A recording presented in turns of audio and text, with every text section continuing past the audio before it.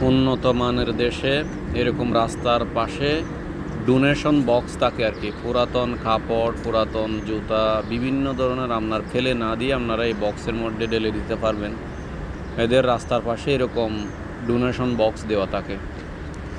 অথচ আমাদের দেশেও মানুষ এরকম কত অভাবের মধ্যে থাকে। ঢাকা শহরে যদি এরকম ডোনেশন বক্স দেওয়া থাকতো, সবাই নিজের অপ্রয়োজনীয় কাপড়গুলো এরকম বক্সে ডোনেশন করে দিলে গরিব লোকেরা, সাধারণ লোকেরা ব্যবহার করতে পারত। সিদ্ধান্তটা অনেক সঠিক ছিল।